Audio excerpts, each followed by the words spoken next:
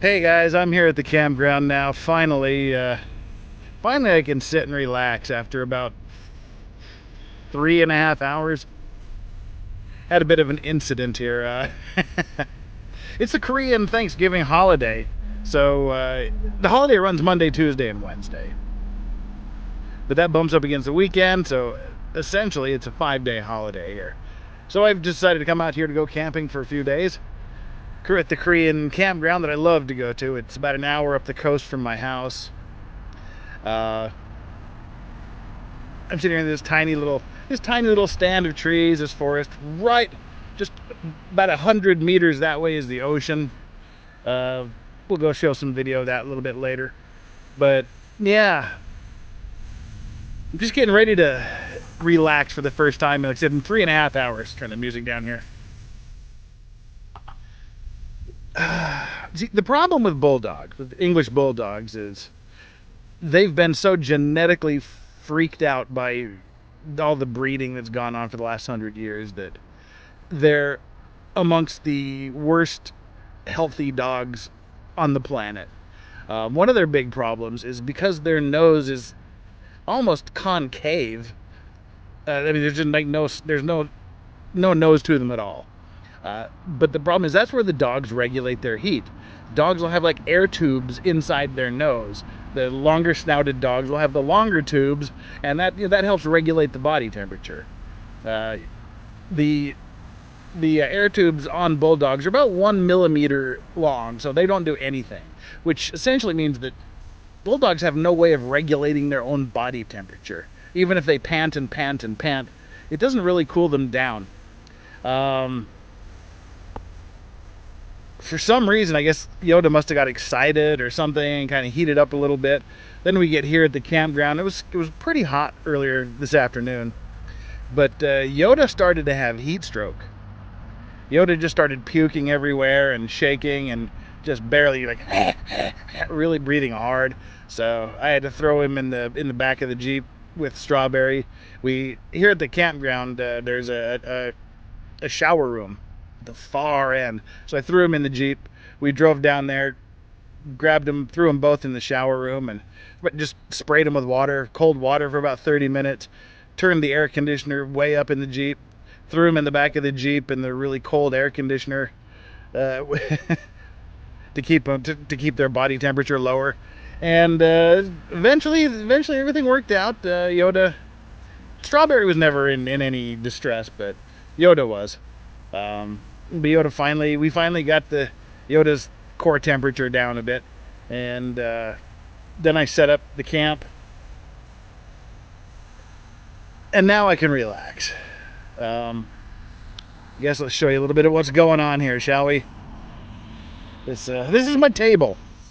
I'm eating an Asian pear. It's called a bae in Korean. Eating the bae. We're gonna be watching some movie. Well, and by we I mean me.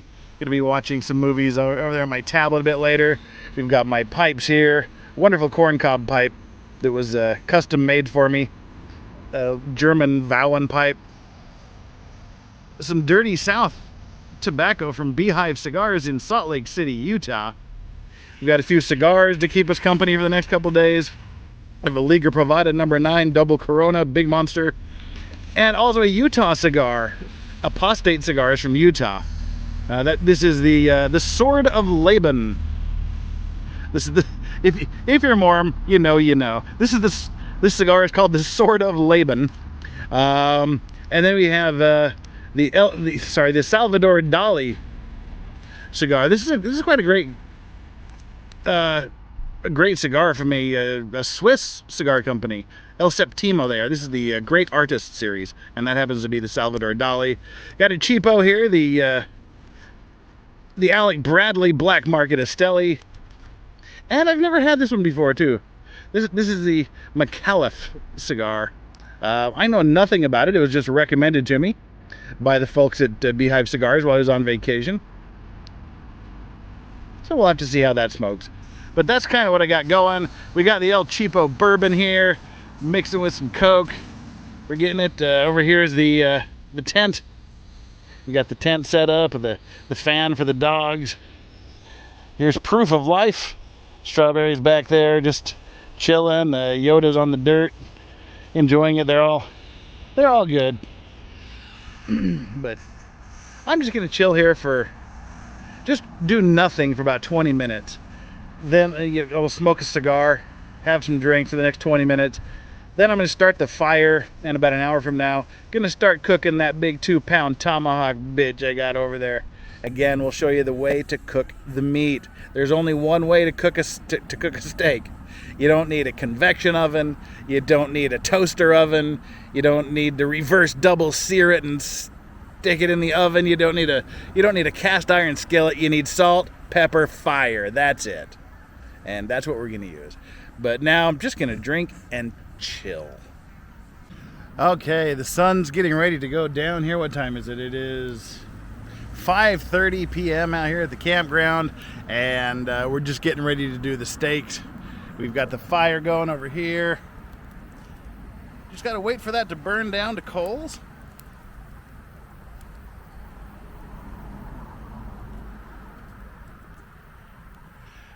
Once that gets down just to the coals, we'll throw the steak on. A few minutes on each side, and this monster will be ready for eating. Well, let's see what we got here. This is don't people. This is a I guess it's about a 2.5-3 pound tomahawk steak. Don't be afraid. Got some backlighting there. Let's see if we can block the light there. Here we go. Don't be afraid of salt and pepper. Don't be afraid of it. Get that, just coat it in salt and pepper. Get that crust, because when that fire hits it, man, it's gonna just develop into the most amazing crust. And this beast is good 2 inches thick at the bone, 2 inches thick at the back, little over 2 inches on the heel of it there.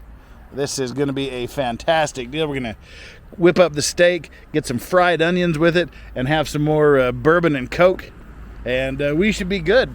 We should be good for dinner tonight, and maybe do some marshmallows a little bit later on. But right now it's just quiet. I'm still kind of sapped of energy from taking care of Yoda, but we're good to go. We'll wait for the coals to burn down, and we'll be back. All right, it's that time. It's time to drop the steak on the fire. Ooh, here we go. Just drop that right there. Woo! Give that about 5 minutes on each side, and we will be done. Again, as always, salt, pepper, fire. Done. You ain't getting none, dogs. It's all for me. All for me.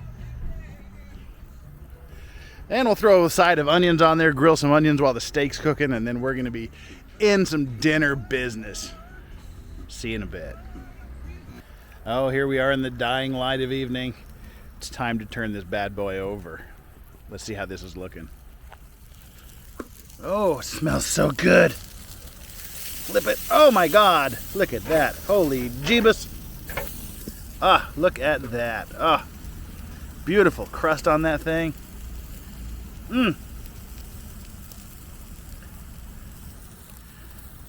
Another 5 minutes on this side, and we will be in tomahawk heaven. Now let's throw some onions on the side. We've got our onions over here. We'll just pop them on the side and let them grill up next to the steak, and then we'll have an amazing dinner. And in case you're wondering what I'm doing while waiting for the steaks to cook, I'm watching the old 1984 Dune, which is good in and of itself. It's great for what it is. But recently, Danny on Direct pointed out something that I'd never noticed before in the literally dozens of times I've seen this movie. We've got an army of bulldogs.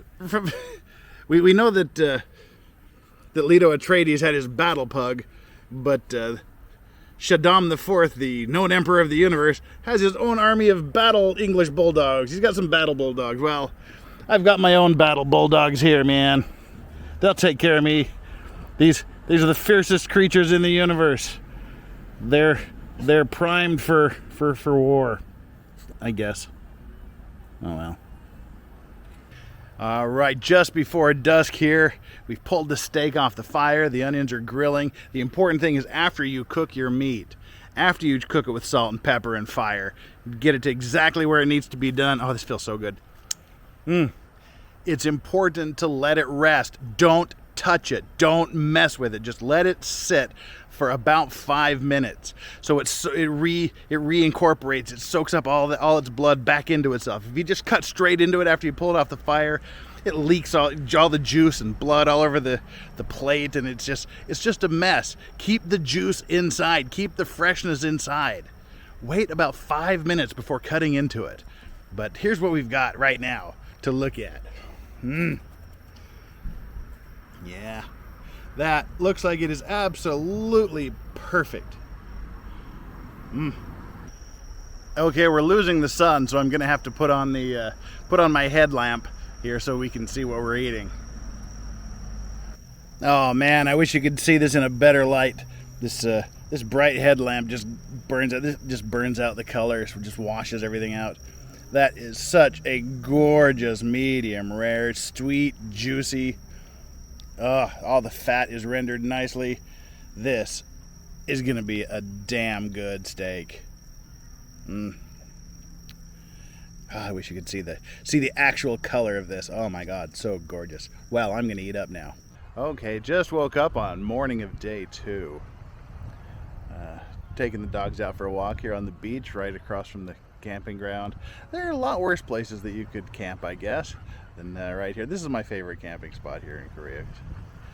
This is just right in front of the campground, so it's supposed to rain a little bit later today, but right now it's nice, cool breeze coming off the ocean.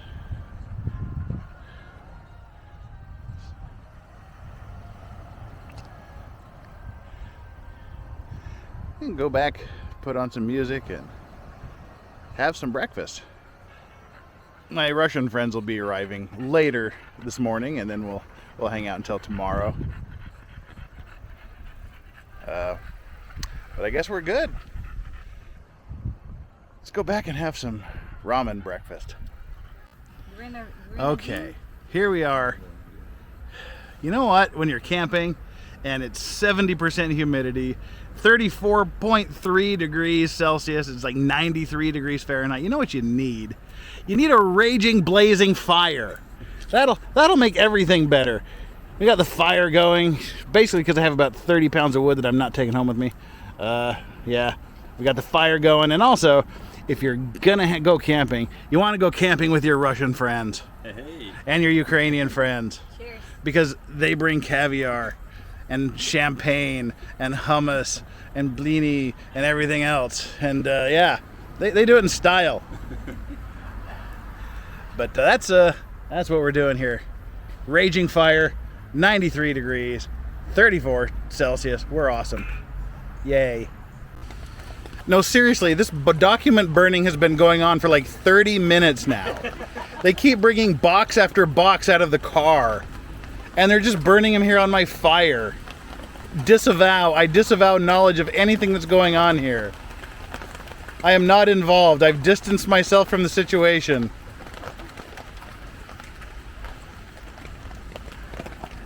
Definitely not suspicious at all. 1 hour later, he's still burning documents. I'm beginning to actually get nervous. It was funny for a while. Now it's a little bit nerve-wracking. Just a mess. Yeah, now he's burning documents because somehow that's the only way he can think of to light a cigar.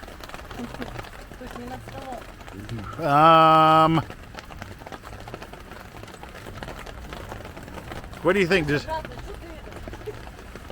Do I need to alert the CIA now, or should I wait a little while? What do you think?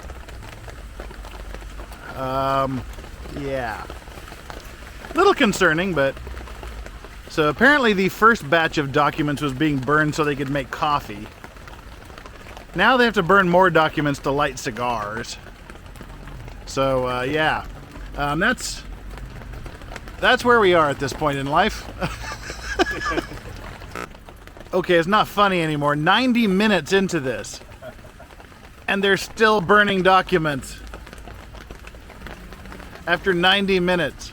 And I was just told by the Russian that if anybody asks what they're doing, I'm supposed to say nothing.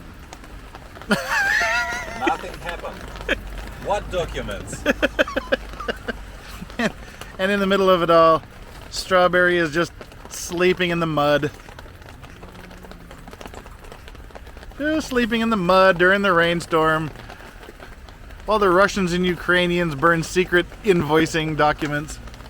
I don't know what's happening anymore, but I'm totally disavowing everything.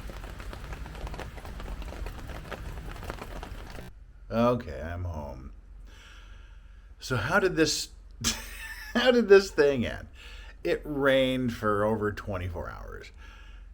Just laying on the air mattress in my tent, waiting for the rain to stop. My Russian friends, they didn't even stay the night. They just finished burning their documents. And they're like, we're not staying here. They didn't pitch their tent. They just left it in the car. They're like, all right, it's not going to stop raining. We're not going to get wet. So they just left. I stayed there till about 1 p.m. the next day. And then I just left. Put the dogs in the car. Threw most of the stuff in the back of the Jeep. And headed off back to Busan. Told them I'd be back when it stopped raining. So stayed home that night. And then in the morning, I got up. I drove all the way back to the campground, about an hour, and traffic was bad because of the holiday, so about an hour and 45 minutes back to the camping place. It was hot, 90% humidity. It was like 34 degrees Celsius, like 98 degrees Fahrenheit. Packed up the tent, packed up the table and the parasol and everything else that was there. Drove the 2 hours back home and just crashed. Not the greatest way to end the camping trip. I used to love camping in the rain. Now I'm too old for this shit. Yeah, next camping trip will be on a weekend where there's no chance of rain. But I couldn't show you around the campground. I was planning on doing that, but then it started raining super hard, so next time. Camping story ended.